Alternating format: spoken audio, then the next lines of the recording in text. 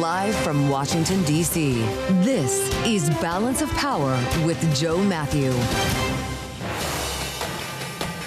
It's a high-stakes day here in Washington. We are moments away from President Trump greeting the Ukrainian President Zelenskyy at the White House. Welcome to the second hour of the Monday edition of Balance of Power. I'm Tyler Kendall here in Washington alongside Bloomberg's Michael Shepard. Joe Matthew is off. We have a busy afternoon ahead, and we'll bring you all of the updates, all of the developments, as we've now seen about half a dozen European leaders, Mike, enter into the White House, including the UK Prime Minister Keir Starmer, the Italian Prime Minister Giorgia Meloni, NATO Secretary General Mark Rutte. The list really goes on and on here ahead of choreography. Right, exactly. We're seeing them start to flood into the White House. If you're joining us on radio right now, we have a shot up right in front of the West Wing as we wait for Zelenskyy to arrive. And he is really the guest of honor, if you will, at this moment.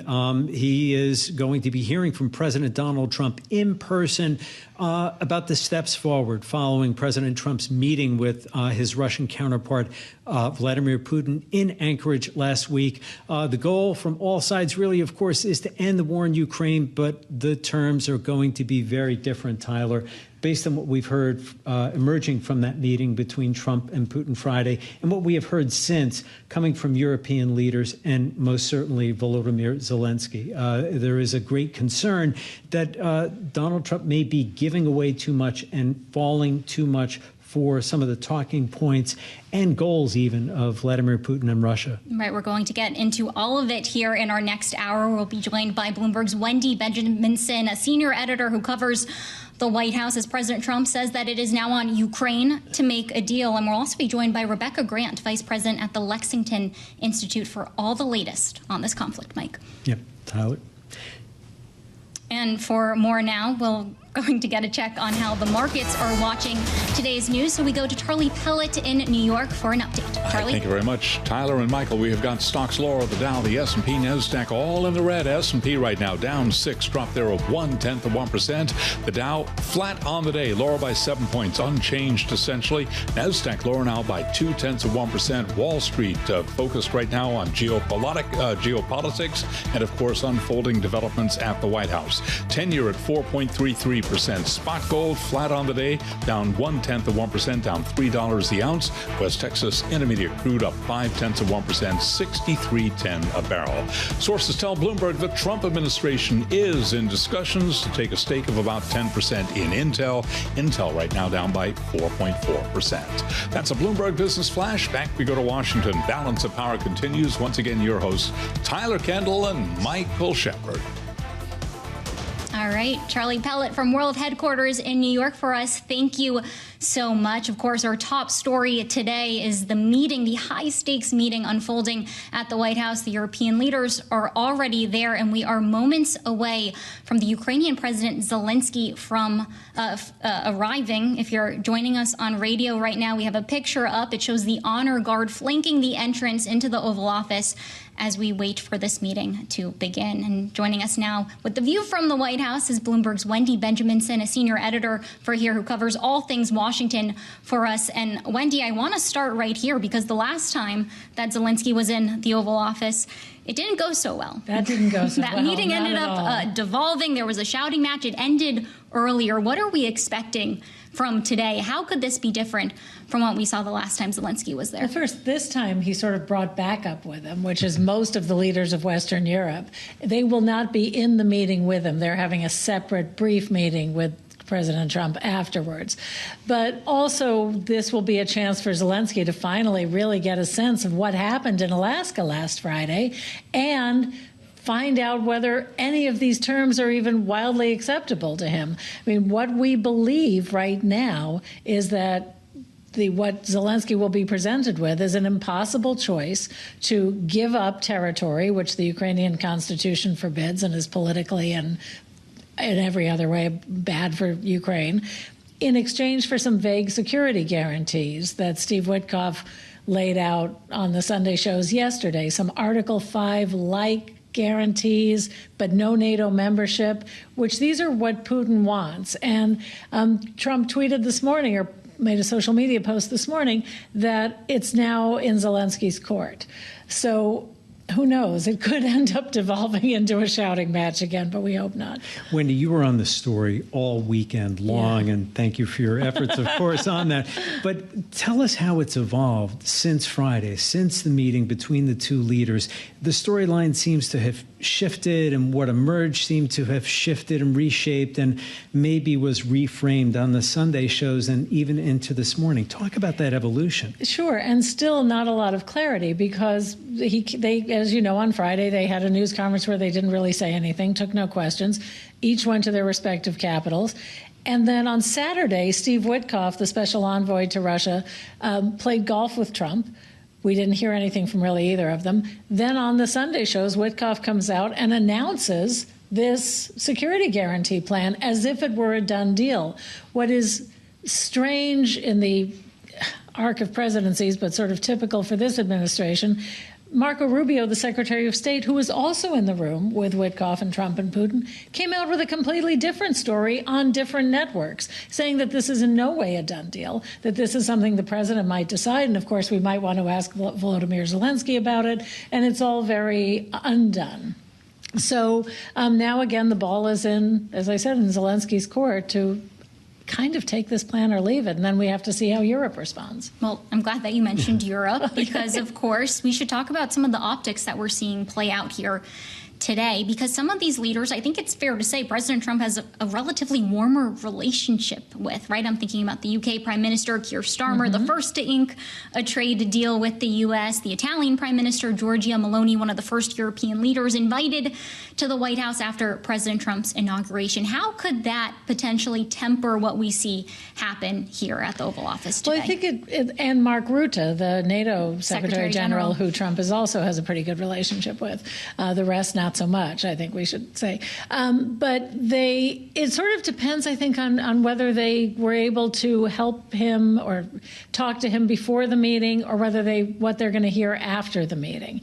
I think, Trump is one of those leaders who often listens to the last person he spoke to. And so we'll see how it goes with them after the meeting. They're all going to have a family photo. They'll all be smiling. And then they're all going home tonight.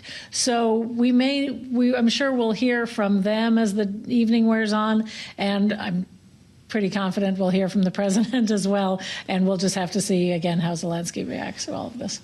Wendy, do we have any sense of what the next steps after today might look like?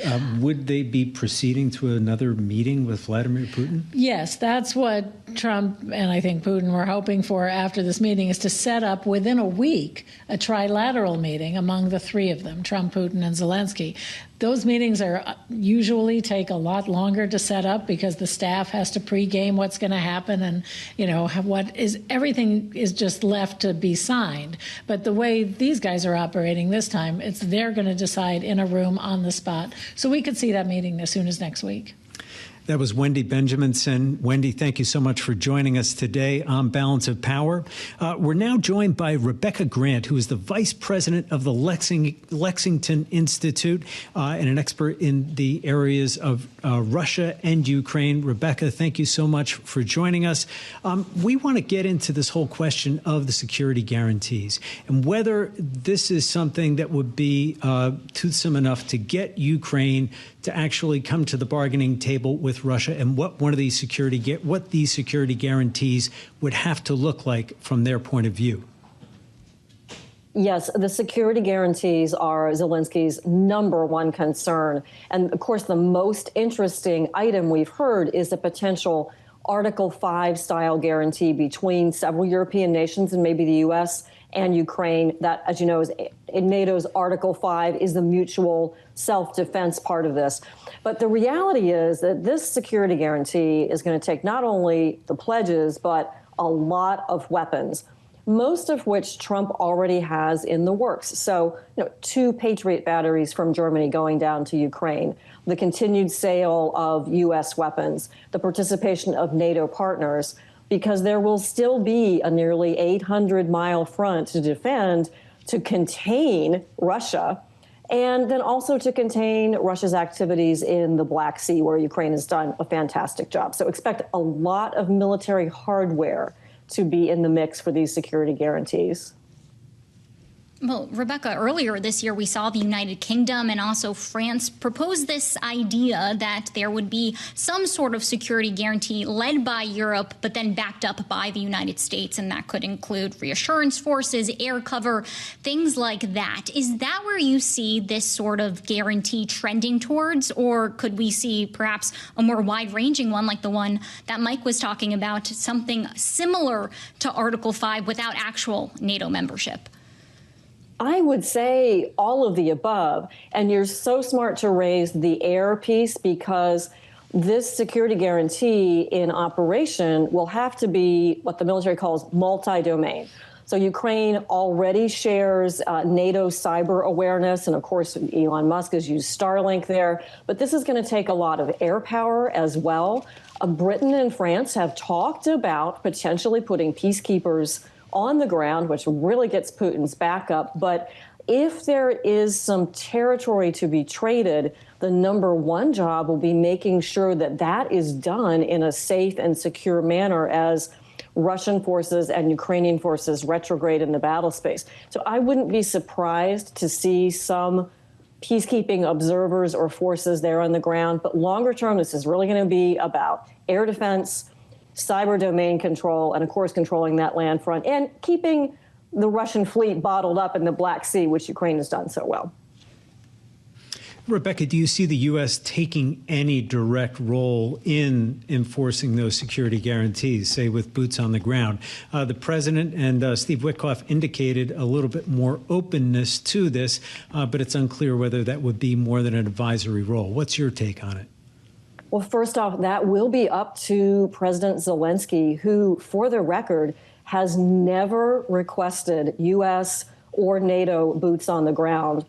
The U.S. role here will be absolutely essential in overall command and control and playing a role in training of Ukrainian forces, which we've already seen NATO and the U.S. partners do. What the specifics of it look like, that's going to be yet another thing for Zelenskyy to decide, because he will have to invite any forces into his country. And Rebecca, we went from hearing talks go from a ceasefire to talks that they want a full peace deal. We had Secretary of State Marco Rubio over the weekend in an interview say that one of the problems with a ceasefire approach is that a ceasefire has to be maintained. And it doesn't seem like Russia is coming to the table in a meaningful way to agree to a ceasefire, a pause in the fighting. What's the strategic reason here to push for a finalized deal, foregoing a ceasefire? Is this creating urgency, or is this Russia just buying time at this point? Well, best case, I think, because the ceasefires just haven't worked. We've been close to ceasefires a couple times this spring, and then there went Putin unleashing, 500 drones and Iskander missiles right back into Ukraine, luckily Ukraine shooting them down. But that was a big reversal coming out of Alaska, and I think Trump is seeing there is momentum for an actual possible peace deal. And I think Rubio was very realistic about how tough this was all going to be, but they're willing to try for that whole peace deal at this point. And then, of course, the issue, like you said, is will Russia truly respect it when they tell them to, hey, stop shooting? Rebecca, what does success look like from today for European leaders and then for Volodymyr Zelenskyy as they go to meet with Donald Trump? Well, for Europe, it's just one thing, and that is to deter Russia. Russia has rearmed. They're on track to replace all their losses in Ukraine. And Putin has that economy on a wartime footing with the 100% backup of China, which is terrible. So the Europeans, no matter what comes out of this meeting or the peace process, Europe will be defending against Russia and Putin for the long term. So they want to make sure that Ukraine can be a viable part of that defense. For Ukraine, a viable state, a viable economy, sovereignty, and a path forward. I'd like to see every Russian out of Ukraine, but we're really hearing that de facto line of control will be there. Right, exactly, Rebecca. And as you're speaking for our radio listeners and those joining us on Bloomberg television, we're seeing the Ukrainian President Zelenskiy get out of his car, shake President Trump's hand. President Trump, sir, your Let's listen to the in. people of Ukraine as world leaders gathered here today. If Russia continues Russia continues to attack civilians in Kharkiv, killing many. Is there a just option peace on the table? Will you see land to Russia? All right.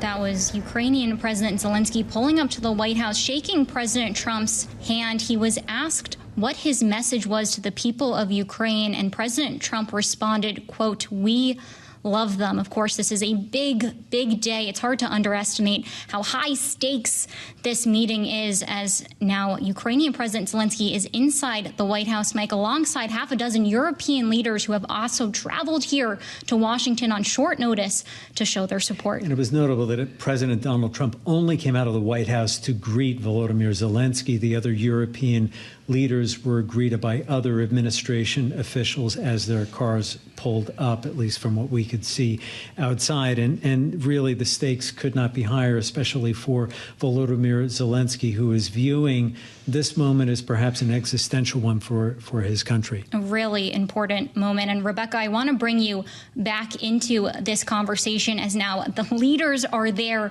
at the White House. They are getting these talks underway. I'd love to get your perspective here on those other leaders that are there beyond the Ukrainian President Zelensky. We have some that President Trump has relatively warm relations with, as we've been discussing here on Balance of Power, like the Italian Prime Minister Giorgia Meloni, the NATO Secretary General Mark Rutte. What do you make of the optics now that we have all of these European allies in the same room for these discussions?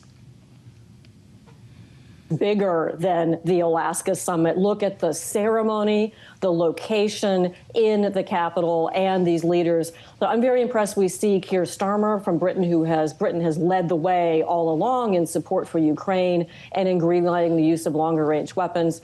Emmanuel Macron, very central. Of course, Friedrich Merz, very important, as I mentioned, German Patriot batteries going down to Ukraine. These are the European power players. Very important that we have Finland's President Stubb there as well. That's a long border between Finland and Russia. Finland would never have joined NATO without this rising Russian threat that they've seen and changing that policy of neutrality.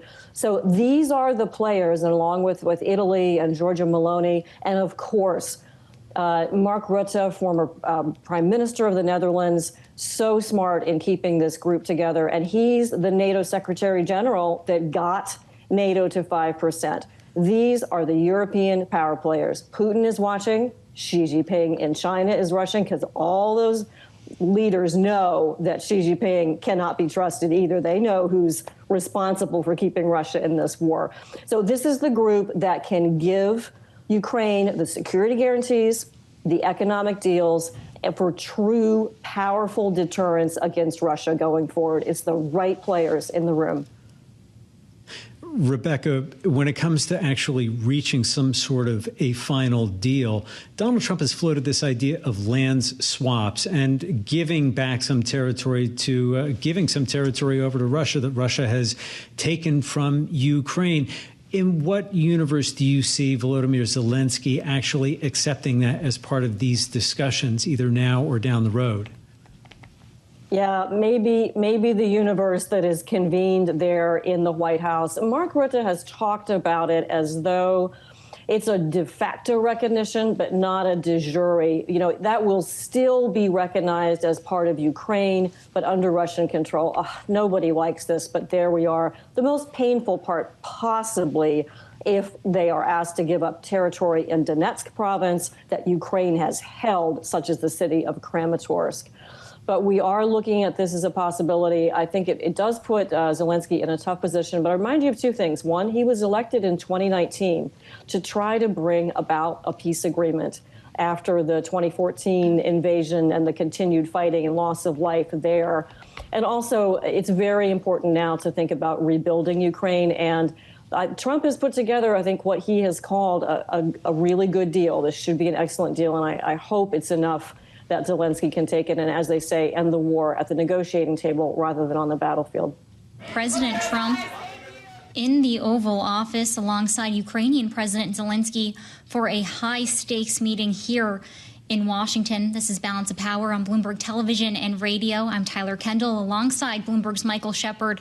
In Washington, Joe Matthew is off. Our top story today, this big meeting in the Oval Office. The pair started their remarks by shaking each other's hands, a much warmer reception than we saw the last time that Zelenskyy was in the Oval Office earlier this year. And for our radio listeners, Zelenskyy was wearing a suit. We mention it because that was something that was a point of contention the last time he was at the White House, and perhaps will be a memorable visual from today's meeting. Now, President Trump said that if everything works out today, there will be a trilateral meeting coming soon that would be between the Ukrainian President Zelenskyy, President Trump, and Russian President Vladimir Putin, saying that there's a, quote, reasonable chance of ending the war if that meeting happens. Now, Mike, on security guarantees, which is one of the top issues today, President Trump said that the U.S. will be involved, but he declined to give specifics on exactly what that would look like. Yeah, he was reluctant to get any further about what those security guarantees would look like. We did hear from some of his advisors over the weekend about the possible shape, but again, how much money that would involve, would it involve U.S. advisors on the ground? And of course, his counterpart, the Ukrainian leader, Volodymyr Zelenskiy, sitting alongside him. Obviously, a very different dynamic to this meeting today, Tyler, than the one we saw several months ago, the meeting that really just devolved into almost a shouting match between the two men. We didn't see any other members of the president's team interject. It was really the focus on the two men. President Donald Trump did say that he would be speaking with Vladimir Putin later after he concludes his conversations with Zelenskyy and with European leaders as well. Right, an important development, an important part about the next steps here, which is where we want to begin by bringing in our next guest. We're joined now by retired Lieutenant General Ben Hodges. He's the former commanding general for U.S. Army Europe. General Hodges, thanks so much for being here. I want to get your reaction to what we just heard from President Trump. He says that he will be speaking with Russian President Vladimir Putin after he has this high-stakes talks today, not just with the Ukrainian President Zelenskyy, but also about half a dozen European leaders who have also come here to the White House. How can we measure success today? What are the increments that we should be looking for as these meetings get going? Well, I have to say that based on the president's record of not following through on any threats to increase pressure on Russia with sanctions or other measures, nothing that's said, I think, can be really counted on until we see action. I do expect that the European leaders who have turned up for this are there because they're worried that the president of the United States is going to abandon Ukraine or somehow put all the blame on Ukraine if there's not some sort of a deal. If the president were to say, you know, Vladimir Putin, get your troops out of Ukraine, which he has never said, by the way, neither he or the Secretary of State have never said the Russians should leave Ukraine, not one time, that would be a significant shift. General Hodges, what has been the reaction in Europe, a region where you have spent some key parts of your career? What has been the reaction in Europe among your former counterparts and others in the area to the summit on Friday, and then what we have seen unfold since? I'd say three things. First of all, they are aghast and in disbelief that the president of the United States has treated President Putin the way he has, and that he does the Kremlin's bidding. I mean, almost verbatim on some of the talking points. That most Europeans are dumbfounded that this is what's happening after decades of American leadership in European security through NATO, but also deterring the Soviet Union and then Russia.